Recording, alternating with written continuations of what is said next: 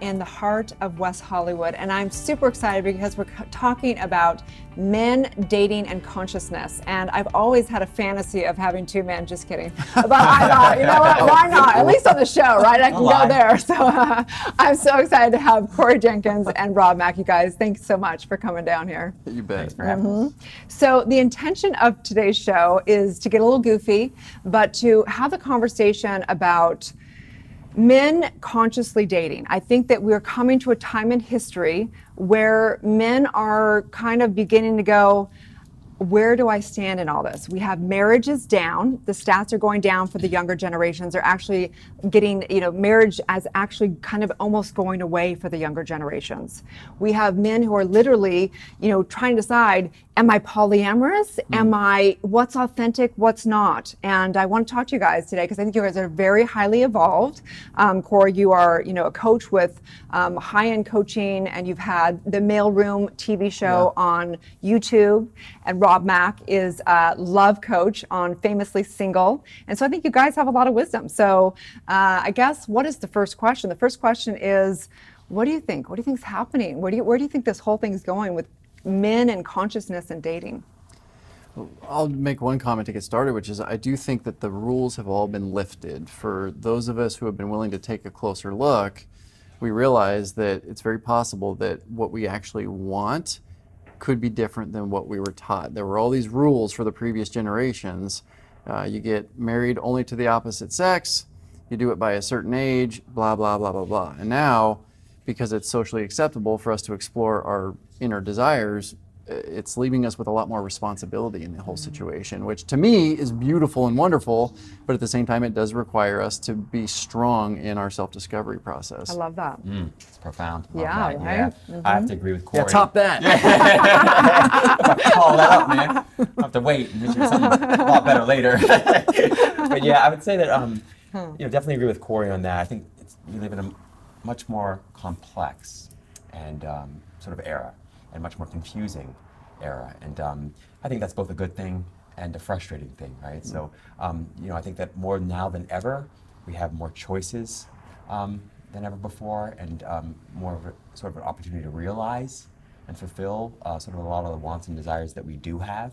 And so I think people are both feeling more free in lots of ways and also more frustrated, right? So there's a paradox of choice challenge. So I was up at a little event in Santa Barbara the other week, and this kind of 30-year-old guy started talking to me, and maybe he was hitting on me, I don't know, but he was having a conscious conversation about his sexuality. He said, I don't know what to do. Like I literally have a huge sex drive, and I'm with like a girlfriend, and I'm looking at other women going by, and they're always mad, and I don't know how to handle all this. And I thought, well, what if you just got authentic and just kind of, even if you don't have to act on it, begin to at least have the conversation of being authentic and getting real about what your desires are, and then kind of finding a balance of what works and doesn't work. But I'm a true believer that if you were really to come out with your truth, that there's always somebody, I mean, that's the truth of the universe, that there's always somebody for everyone. What do you guys think about that? Should men, should they, just be completely true to all their desires, or should they actually begin to, get in touch with what's a higher purpose, if you will, within relationship? What do you guys think about all that? You go first. Man, you had like 15 questions in there. I know, They're all, I don't know, answer them all. I'd say the first thing that you sort of underscore is that the ways in which like love and sex are confounded, right? So we have to unpack a lot of that, unpack our ideas of love and sex and the ways in which we think that they're always in perfect alignment with each other, that love means sex or sex means love. And so that can be a challenge in and of itself, I think, just that piece. The other thing is that I do love the idea of being authentic. I mean, what's the use of living a life that, isn't true to who you are and true to what you want? And that being said, I don't think we want to go off and running and chasing every little whim and wish that we have in our lives. I think it's a recipe for unhappiness, and it's a recipe for disaster. And so I think it requires diving deep into yourself to understand what is a true desire and what is a true need and what is not. And I think often we'll be surprised that what we think are true desires or true needs absolutely aren't. I love, like, I'm so glad you guys are on this show because you're like, I'm like, yes, it's the right answer. No, We're all here to validate you. Yeah, okay, cool. That's all that matters. I think my comment would complement what Rob was saying, because this is a tricky situation, meaning that we've been told it should be a certain way. Rob, you should feel a certain way. Yeah. Love is this, marriage is this, sex is this. And then we feel these desires, which are different often, and of course they do change. Plus, everybody's a little bit different in how they feel these things. So to me, and again, not to go all serious now, but this is where, for me, I needed to have something to turn to get direction. And it is what I call a spiritual life or a spiritual guide, and it's my personal thing. But it's where I go when I have a situation where I'm trying to decide, how do I want to build my life? So do I experience sexual attraction to more women than just my partner? I do. So let me put that up against what type of relationship do I want to be in? And that's a big question, because I don't have to be in a monogamous marriage relationship. I get to choose what kind of relationship I want to create. However, it requires work. So in that example you were giving, if that person does not want to be in a monogamous relationship with one person, there is a responsibility to let the other people involved know, whether it's the current partner, if he has one, or the other people. And to me, that's this theme that came up on our show, my other show, all the time, was tell people what you're doing and then empower them to decide. And it's amazing how when you tell someone what you're actually looking for, you may find that somebody else also wants to have a short-term sexual experience with you, or they might not. But you never know until you're willing to bring to the table what it is that you're actually looking for. And to me, you got to have that conversation. Yeah, I agree completely. It's so fascinating, so fascinating. So what's interesting is I did some research on what's happening with relationships. And what's fascinating is that literally marriage is majorly decreasing among millennials. And they say that a majority portion of millennials, by the time they turn 40, will still be single. And we're going to have a drop of about, they say this is a prediction, that 70% of boomers will, it's going to be a 70% drop in marriages. And Gen Xers, 82%. And so we are moving, and I think that there's probably some religious people out there that truly believe that this is the way to be married. And then there's some kind of survivalists, if you will, creation people that will say this is a natural phenomenon because there's 7 billion people on the planet and we're here to survive, and we're also here maybe to not generate as many children. I'm not sure, but I think it's an interesting conversation. But I know for sure that dating from a male perspective is majorly changing. So in LA, we have so many options for dating. Right, there's people everywhere. That everyone's good looking, everything, whatever. Yeah. So if you guys were giving advice, because we have to take a little break after this one, but if you're going to give advice to say that 25-year-old man that's like really has a lot of desire, a lot of sexual desire, would you say, just go out and do it all and sow your oats and then, and then come to whatever? Or would you, I'm sure that you maybe have like some regrets of going, I wish I had done it a little bit different. What would you say? What would be your suggestion for that younger guy out there, right? Sure. I mean, my answer is pretty brief. And again, I'm not saying go do this, but my experience is I'm kind of an existentialist, meaning that I can't read a book and then follow it and go have my life work perfectly. I have to try things out. So if a 25-year-old is saying, hey, I don't really feel like getting married right now, I think I need to experience different partners, then I would say, yes, go do that and just be honest with people. As long as you're honest. Yeah. Great advice. Love that, Corey. I agree with Corey, of course. But well, maybe not, we'll see. Yeah. For me, that's been my experience too, that experience is the only explanation. It is the only way to discover what's true for you. We have lots of ideas of what's true, and they often are obstacles in the way of sort of discovering what's actually true. And so for sure, I would tell my younger self to focus more on experiencing as much of life as humanly possible, but to do it with as much awareness as humanly possible. Like really noticing how you feel when you have the experience. Because sometimes we're so lost in our mind, in our head, we're having an experience, and then later we tell the story, and the story sounds great, but we actually didn't enjoy what we thought we enjoyed. We're just the opposite. We thought that we enjoyed it, and we actually didn't. Great. So I think the challenge there is then to sort of fail as often and as early as humanly possible, and from that you learn things I think that you can take with you Such great advice. So we have to take a break, but when we come back, I want to play a fun game with you guys because they actually had a survey of millennials of some different kind of out of the box way of thinking. So when we come back, we're going to play a fun game with these guys and see what they think about what they would choose for themselves if they had to pick out of these strange, odd categories of dating. So stay tuned, you guys.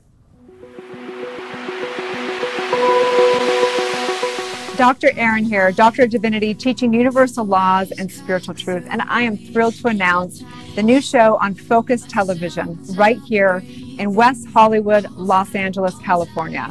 Join us weekly as I interview incredible people, celebrities to your next door neighbor, you name it, your girlfriend. We're going to dive into such topics as love and relationships, health and vitality, business and money, and creative expression.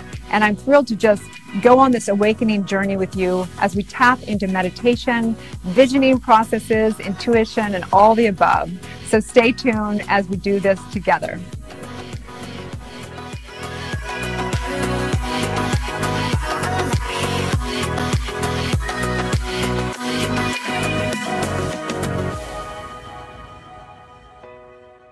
Okay, and we're back talking about conscious dating and men. So we want to know a lot of stuff from these guys because they're highly, highly evolved. So Corey and Rob, I want to come back about the topic about where we're moving. We're moving away from traditional marriages. I mean, we're not fully away from it, but we're definitely moving in that direction. And so I think that there's a lot of stigmas. There's stigmas still about being single. So do you guys get that? I mean, I know that you guys may be in relationships or not, but I know you're not married. So do you think that there's still stigmas in the culture, and how do you think people are going to get over that? You want to start? Sure. I think, without question, there are stigmas, right? People ask me all the time, you're a dating coach. Are you single? You married? You know, so I know right away that there are stigmas in the culture about that it's somehow good to be in a relationship or to be married, and that it's not so good to be single. Generally speaking. You know, for me, it's not a challenge for me personally because I'm happy in both. So, yeah, not so much for me. What's your experience been? Yeah, probably the older I get, the more there is a little bit of that. However, it reminds me of something. There's a PhD psychologist out there named Marshall Rosenberg, pretty famous guy. I won't take you too far down that road. But the reason I like what I learned from him was that there's a difference between the need you're trying to get met and the strategy that you're choosing to get the need met.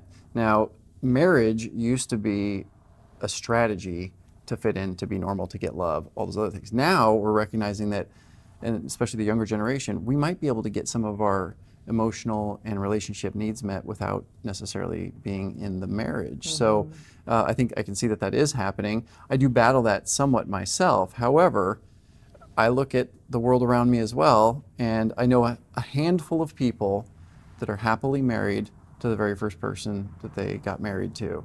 I know a lot of people who are unhappy in marriages, and then there's a mix among the others that are no longer married. So am I open to marriage? Absolutely. Will I get married? Probably. But I'm going to do it when it feels like it's going to be a real strategy to be happy, not because I'm getting married, but because I found a partner that I'm excited about, and we'll celebrate it that way. I just love that. Can I say one thing in Yes, addition to that? Because that was so poignant. No, let's just end on that. No, just done. I will say that what I love about what Corey said there and what rings so true is that I think people are so relationship focused often that they miss the love.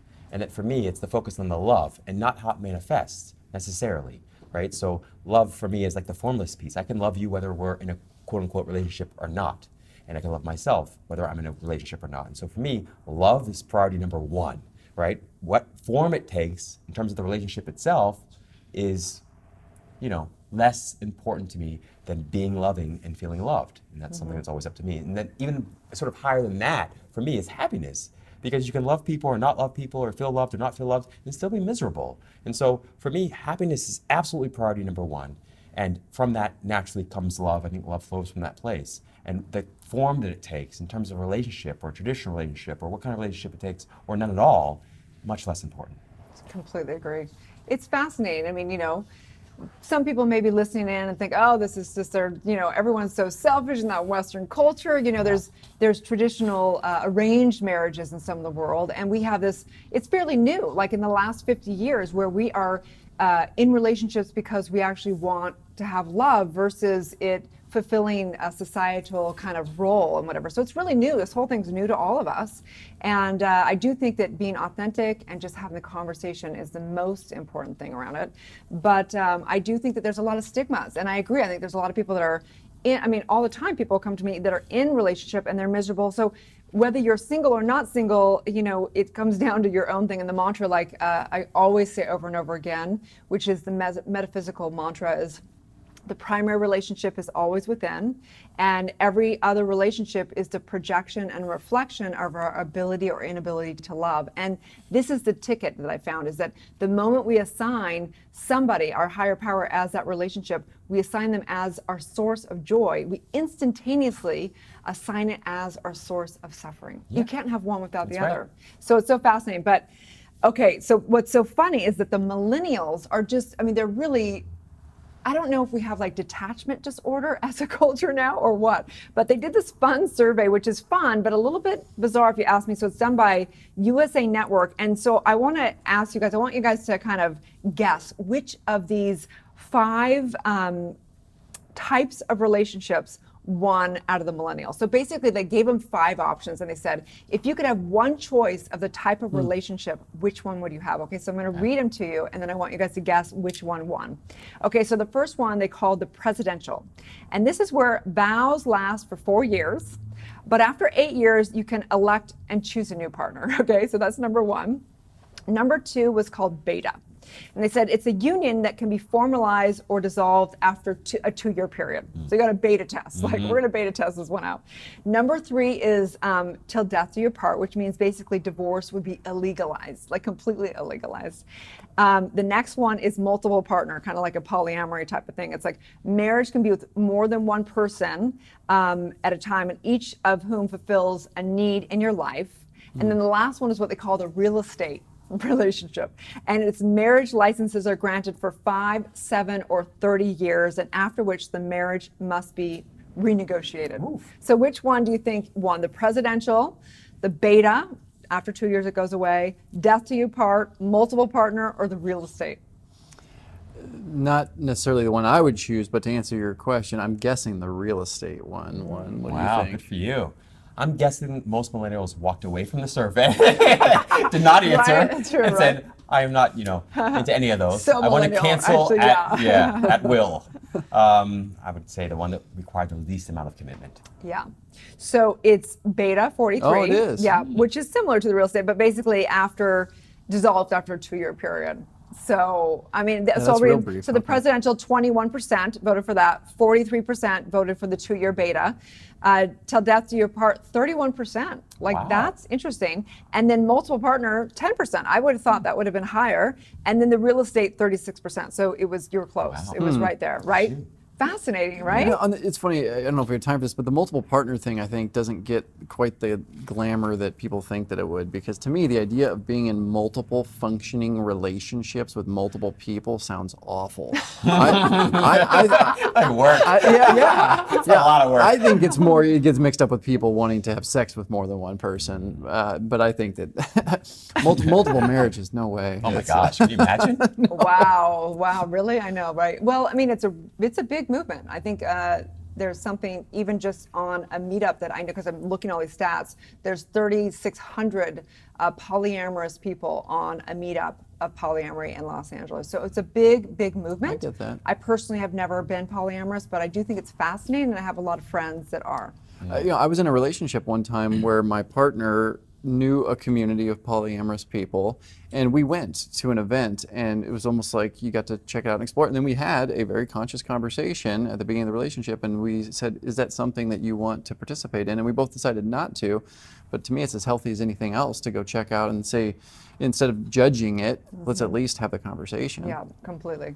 So we've got to take a break, but when we come back, what I want to talk about, because Corey, your show on YouTube that you had, The Mail Room, we went over some of the hot topics. So these are the things we're going to talk about when we come back. Some of the viral videos were what men honestly think about women's bodies, what men honestly think about sex, are men emasculated in modern relationships, intimacy from a man's perspective, How long should I wait to have sex? And chemistry versus compatibility. So stay tuned as we get some brilliant, deep answers from these men right here. Stay tuned. Hey there, thanks for tuning in to the Dr. Erin Show. I'm thrilled to be here on this journey together. And I wanted to say that if you like, share, and comment this community, it's very important as we go higher together. I also want to invite you to download my app on everything from iTunes to iHeartRadio to Google+. I know right here and right now that each day I want to be in your life for 11 minutes, 7 days a week, 365 days a year. There's also 30 guided meditations on there, along with all kinds of goodies. So have a divine day, and may you live your truth.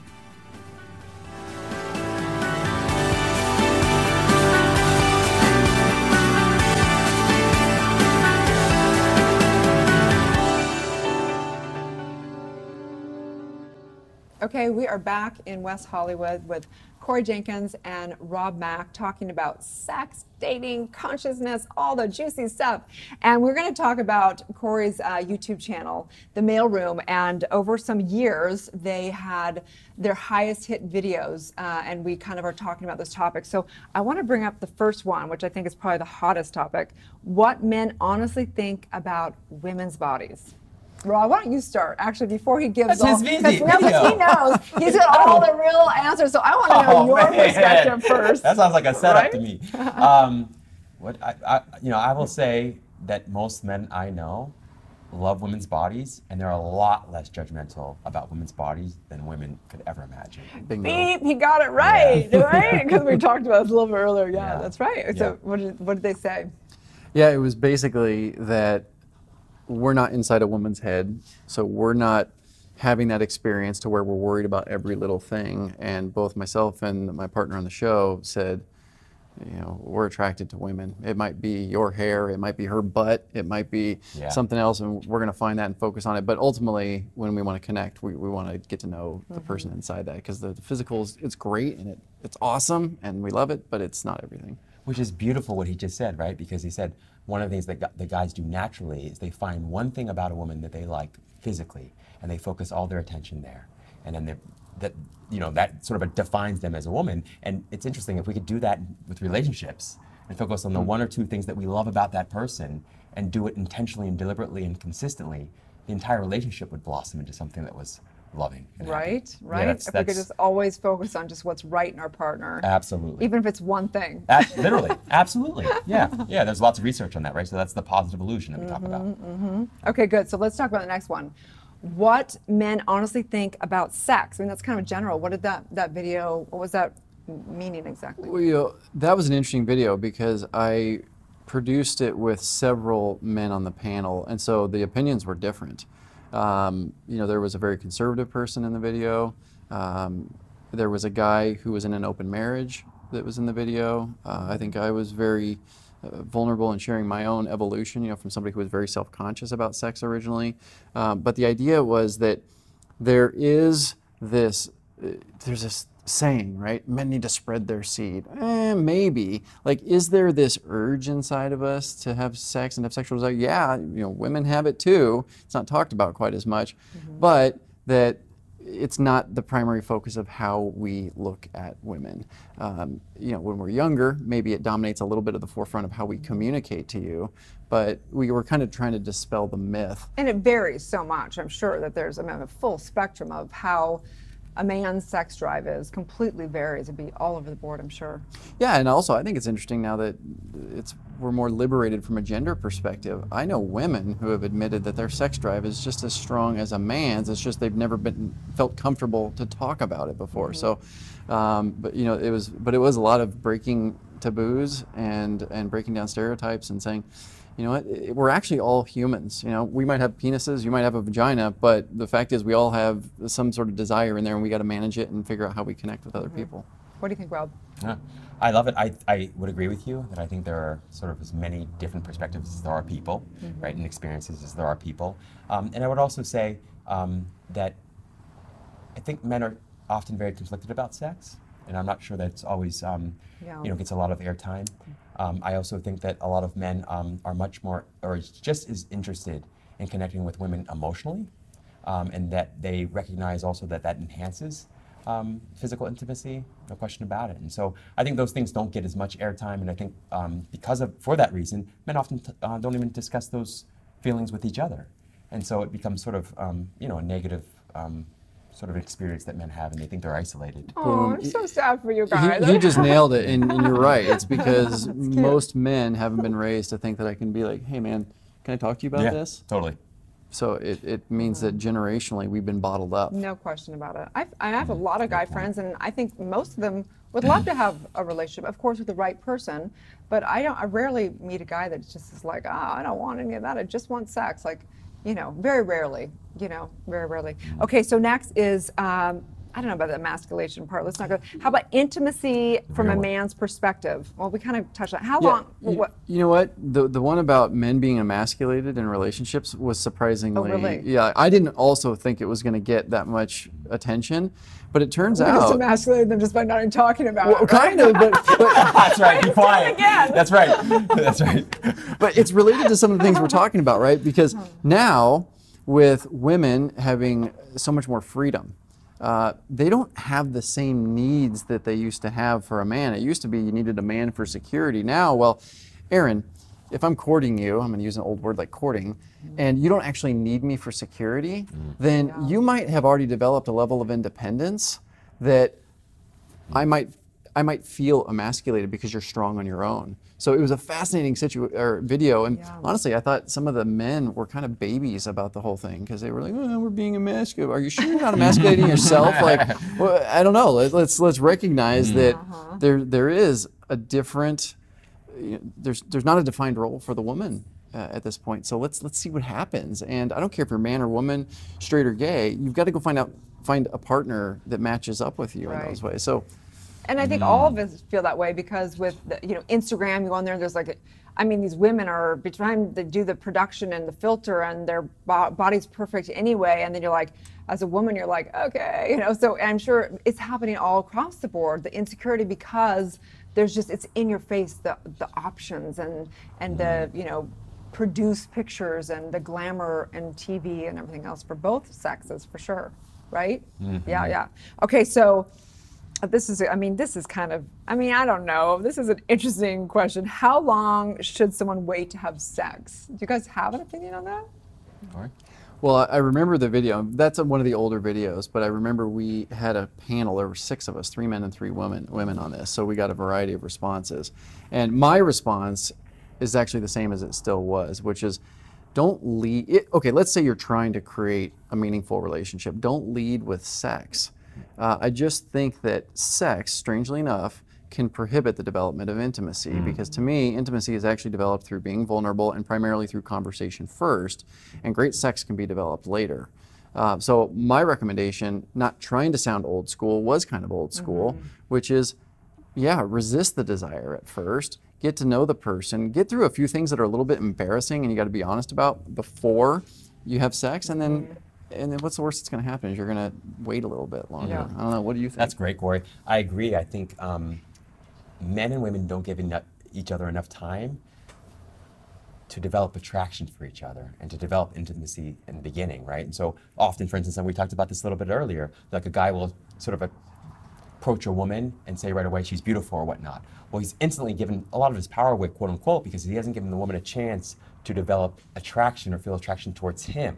Right, so part of the attraction that develops because there's uncertainty and there's unpredictability in the situation, and that develops, that creates a little bit of excitement about the whole thing. And the same is true, I think, when in the courtship process, that you have to give each other time to develop that sort of attraction and to develop a sense of intimacy and connection with each other. And believe it or not, that enhances the sex, and it also clarifies whether or not that's something that a road that you want to go down.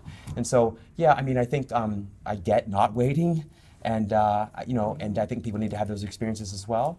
But generally speaking, you're probably going to want to wait a little bit. It's going to pay off in the end. Yeah, I'm a bit more old school for sure, but I try not to have judgment if people are, doing whatever they want to do as an adult, as long as they're being authentic and transparent. But I agree, and plus, biochemistry-wise, I'm sure there's a whole thing that happens chemically wise. I can't even say it. I'm flustered just talking about it.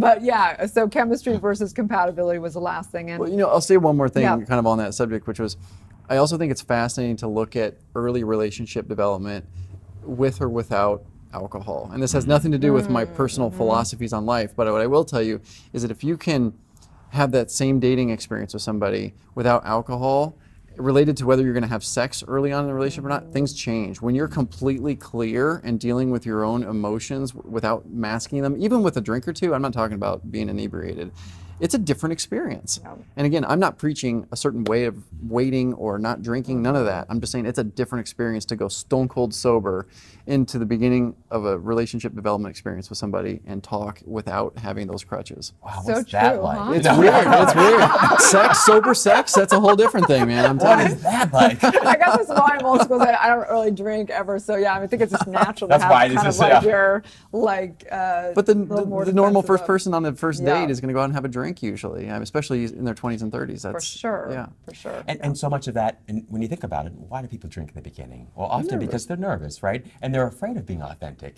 because they're afraid of the judgment that will come with that, right? Whether it's self-judgment or the other's judgment. And so that's why it's so interesting that you say that, because if you can sort of set the precedent for that in the beginning, and not just about the drinking piece, but the larger point that he's making is around doing it consciously, like entering into dating and entering into relationships in a conscious way and setting the precedent so that later, you know, it's a much smoother, more enjoyable, more effortless path. It's terrifying and it's exhilarating. I'm like, we all want to be right there, right? Sign me up for that class. So we have to go, but you guys, I'm just really honored to have you guys here. I think it's a really important conversation, especially, I mean, for women, of course, but especially for men. I feel like it's a time in history where they're really trying to find and find peace, that balance between what they really want versus what they're told they're supposed to want, and finding their authentic swing, if you will, in dating. So on that note, I know that there's so many questions that people probably have, and I look forward to many more conversations, some panels with some people and whatever. And the intention really of this entire thing was to, number one, just begin to have people just have a conscious conversation around it and have people be able to find their own truth and live their own truth from a heart space and living with, you know, we're just like so blessed. We don't have any boxes anymore. We're like, it's the breakdown and the breakthrough all at one time, and it's a little confusing out there. So I just want to say thank you guys so much. So I want to make sure that the audience knows where they can find both you guys. So it's robmack.com. It's Coach Rob Mack. Okay, coachrobmack.com and Corey L. Jenkins. So it's with an L, and they're both coaches. They're both incredibly evolved men. So look forward to many more conversations, you guys. Thank you so much. you. Have a great day, you guys, and enjoy yourself, and may you live your truth.